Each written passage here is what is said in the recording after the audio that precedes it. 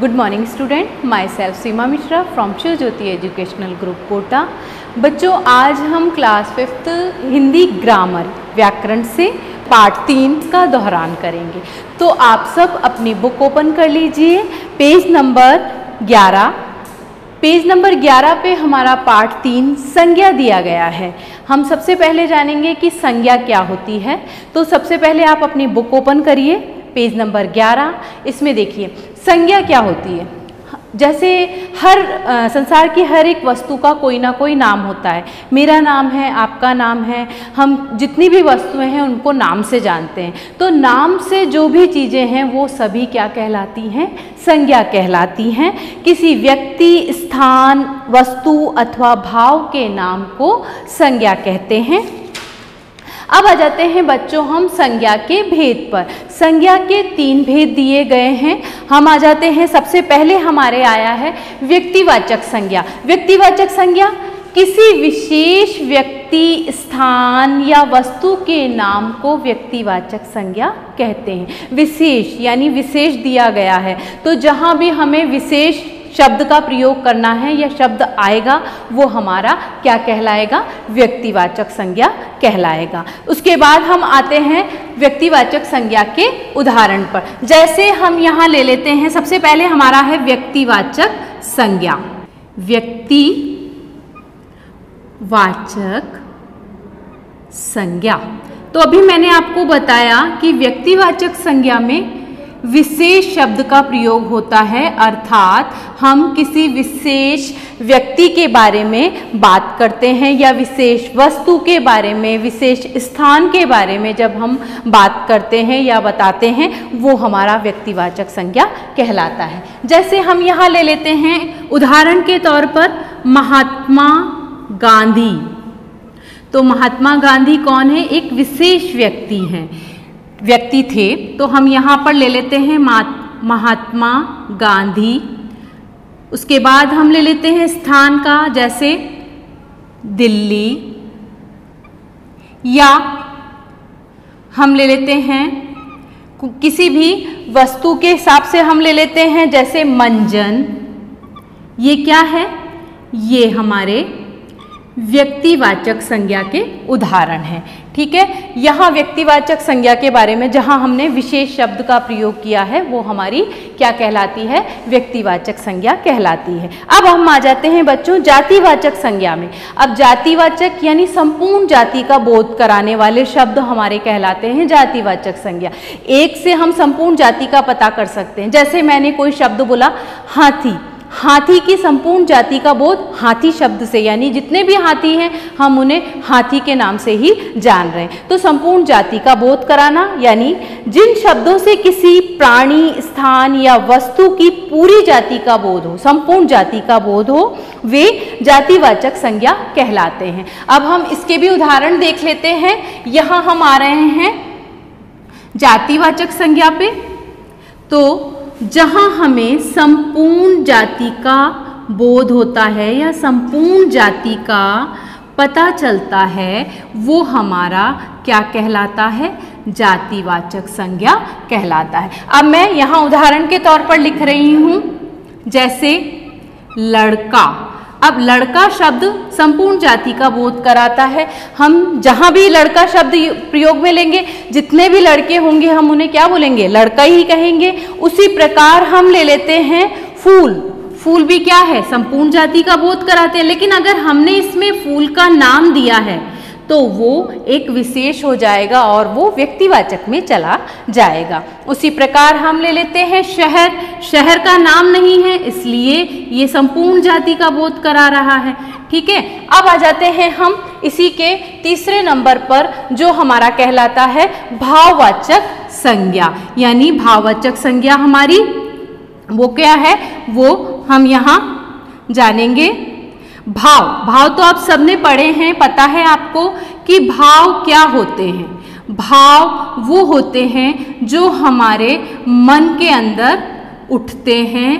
ठीक है, तो भाववाचक संज्ञा जिन शब्दों से किसी के गुण, दोष, भाव तथा स्वभाव आदि का बोध हो वह भाववाचक संज्ञा कहलाते हैं। जैसे खुशी या मित्रता, हरियाली, ये हमारे भाववाचक संज्ञा के उदाहरण हैं। तो यहाँ हम ले लेते हैं खुशी, वीरता, वीरता भी एक भाव है, ठीक है। उसी प्रकार हम ले लेते हैं मित्रता। तो यहां हमने जाना कि संज्ञा के 3 भेद होते हैं, व्यक्तिवाचक संज्ञा, जातिवाचक संज्ञा और भाववाचक संज्ञा। और व्यक्तिवाचक संज्ञा में हम विशेष शब्द का प्रयोग करते हैं, विशेष व्यक्ति के बारे में बताते हैं, या विशेष स्थान को भी ले सकते हैं, विशेष वस्तु को भी बता सकते हैं। लेकिन जातिवाचक संज्ञा में हम संपूर्ण जाति का बोध होता है, संपूर्ण जाति का जिससे हमें पता चलता है वो दिया गया है। यहाँ आप उदाहरण देख सकते हैं। उसी प्रकार भाववाचक, भाव क्या होते हैं? जो हमारे मन में उठते हैं, जिन्हें हम छू नहीं सकते, ठीक है। तो वो भाव जो होते हैं वो हम फील करते हैं, महसूस करते हैं, वो हमारी भाववाचक संज्ञा के अंतर्गत आता है। तो यहाँ हमने पाठ 3 संज्ञा के बारे में पढ़ा। और आप ये भी देख सकते हैं, पेज नंबर 12 पे आ जाइए, 12 पे, कि जातिवाचक संज्ञा विशेषण और क्रिया से भाववाचक संज्ञाएं बनाई जाती हैं। आप देखिए, शत्रु, शत्रु से क्या बना? शत्रुता, ये हमने भाववाचक में परिवर्तित कर दिया है। मानव, मानवता, बच्चा, बचपन। तो यहाँ हमने जातिवाचक शब्द से भाववाचक संज्ञा शब्द बनाए हैं। उसी प्रकार हम विशेषण से भी भाववाचक संज्ञा शब्द बना सकते हैं। आप सभी अपनी बुक में देखिए, एक, एकता, या ले लेते हैं हम ठंडा, ठंडक। उसी प्रकार हम विशेषण से भी क्रिया से भी हम संज्ञा शब्द बनाते हैं, भाववाचक संज्ञा शब्द बनाते हैं। जैसे यहाँ दे रखा है आपका बुक में, देखिए पेज नंबर 13 पर, बचना, बचाव, चढ़ना, चढ़ाई, चीखना, चीख। ये क्या है? ये हमारे वो शब्द दिए हैं जिनको हम किस तरीके से भाववाचक संज्ञा में परिवर्तित कर सकते हैं। तो अब आ जाते हैं बच्चों हम पाठ 3 के ही लिंग चैप्टर पर, लिंग वाले पार्ट पर। तो यहाँ लिंग के बारे में हम यहाँ जानेंगे। बच्चों, इससे पहले भी हमने लिंग के बारे में पढ़ा है और हम जानते हैं कि लिंग क्या होते हैं, यानी पुरुष जाति या स्त्री जाति के का बोध कराने वाले शब्द जो होते हैं वो हमें क्या करवाते हैं? लिंग की पहचान करवाते हैं। तो हम यहाँ लिंग के बारे में जानते हैं और ये भी जानते हैं आप कि लिंग कितने प्रकार के होते हैं। तो यहाँ लिंग 2 प्रकार के होते हैं, ठीक है। तो लिंग के प्रकार यानी कि लिंग हमारे 2 प्रकार के होते हैं। पहले नंबर पे आता है हमारा पुल्लिंग और दूसरे नंबर पे हमारा आता है स्त्रीलिंग। तो सबसे पहले हम जानते हैं लिंग के बारे में। तो लिंग में, लिंग की परिभाषा मैंने अभी आपको बताई है। आप सब अपनी बुक ओपन करिए और बुक पे देखिए पेज नंबर 15 यानी 15। यहाँ देखिए, शब्द के जिस रूप से उसके पुरुष या स्त्री जाति होने का बोध हो वह लिंग कहलाते हैं। और लिंग 2 प्रकार के हैं, पुल्लिंग और स्त्रीलिंग। अब पुल्लिंग क्या होते हैं? जो पुरुष जाति का बोध कराते हैं वो पुल्लिंग होते हैं, और स्त्रीलिंग जो स्त्री जाति का बोध कराते हैं वो स्त्रीलिंग कहलाते हैं। जैसे हम उदाहरण के तौर पर ले लेते हैं छात्र। अब छात्र शब्द जो है वो क्या है? पुल्लिंग है। लेकिन अगर हमने इसको स्त्रीलिंग में बदला तो ये क्या बन जाएगा? छात्रा। इसी प्रकार हम कोई और शब्द लेकर भी देख सकते हैं। जैसे हम ले सकते हैं बाल, बाल, बालक भी कहते हैं, बाल, बाला। तो यहाँ हम वो शब्द देख रहे हैं जो लिंग परिवर्तन से बन रहे हैं, यानी पुल्लिंग में कैसे पुल्लिंग है और उसको हम कैसे स्त्रीलिंग में बदल सकते हैं। और भी बहुत सारे शब्द हैं आपकी बुक में दिए हुए हैं। चाचा, तो हमने इसको स्त्रीलिंग में बदला तो ये बन गया चाची। ऐसे हमारे बहुत सारे शब्द हैं जिनको आप पुल्लिंग से स्त्रीलिंग में या स्त्रीलिंग से पुल्लिंग में बदल सकते हैं। चाचा चाची, दादा दादी, ये सभी शब्द हमारे किस में आते हैं, लिंग में आते हैं, यानी पुल्लिंग से स्त्रीलिंग में और स्त्रीलिंग से पुल्लिंग में हम इन्हें बदल सकते हैं। और साथ में प्रत्यय, यहाँ देखिए आपको प्रत्यय दिए गए हैं।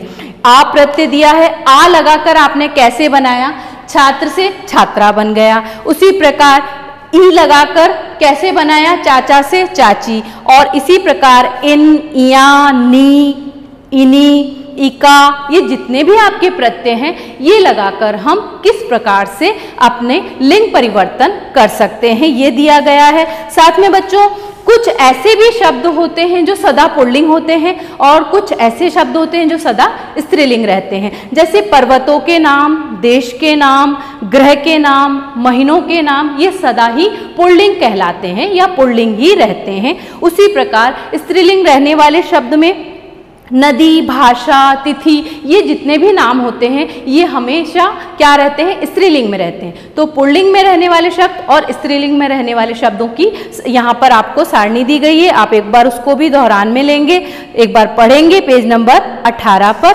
अब आ जाते हैं बच्चों हम वचन के बारे में जानते हैं, क्योंकि लिंग और वचन जो है, जिस प्रकार लिंग भी दो प्रकार के दिए गए हैं ऐसे ही वचन भी दो प्रकार के दिए गए हैं। सबसे पहले तो वचन, एक या एक से अधिक होने पर वचन बदल जाते हैं। तो यहाँ देखिए शब्द के जिस पेज नंबर 20 पर आ जाइए, शब्द के जिस रूप से एक या अनेक होने का पता चले, एक तो एक वचन में ही है, लेकिन एक से अधिक होते ही वो वचन परिवर्तन हो गया, यानी बहुवचन में बदल गया, तो उसे हम वचन कहते हैं। एक या एक से अधिक होने पर क्या होता है, वचन में परिवर्तन होता है। एक और अनेक वचन कहलाते हैं। यहाँ एक वचन में एक वस्तु के बारे में बात करेंगे, एक से अधिक दो भी होती है तो वो बहुवचन के रूप में परिवर्तित हो जाती है। तो यहाँ बहुवचन शब्द भी आपको दिए गए हैं। तो सबसे पहले हम लिख लेते हैं वचन। ये मैंने अभी आपको बताया है वचन जो है वो किस प्रकार से परिवर्तित होते हैं। वचन दो प्रकार के होते हैं, एक वचन और बहुवचन। आप कैसे उसे एक वचन को बहुवचन में कैसे बदलेंगे वो भी आपकी पुस्तक में दिए गए हैं।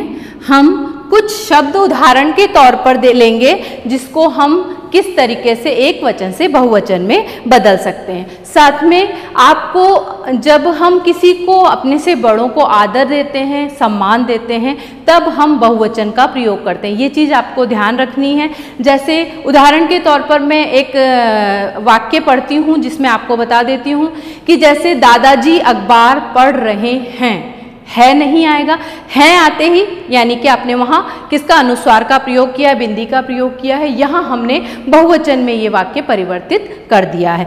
एक वचन होते हुए भी, क्योंकि दादाजी एक वचन है, लेकिन हमने उन्हें आदर और सम्मान देने के लिए उसे बहुवचन में परिवर्तित कर दिया। अब कुछ शब्द हम ले लेते हैं जिसे हम एक वचन से बहुवचन में कैसे बना सकते हैं। जैसे आँख, आँख शब्द क्या है, एक वचन है, लेकिन जब हम इसे बहुवचन में बदलेंगे तो कैसे वो परिवर्तित हुआ, आँख से बन गया आँखें। यहाँ हमें बुक में देखिए आप पेज नंबर 21 पर अ को अ में कैसे परिवर्तित करना है वो सभी यहाँ आपको बताए गए हैं। आप पेज नंबर 22 पे भी देखेंगे और 23 पर भी कि किस तरीके से हम किस शब्द वर्ण को किस वर्ण में परिवर्तित करते हैं। ऐसे ही हम ले लेते हैं, जैसे कोई भी एक शब्द ले लेते हैं, केला।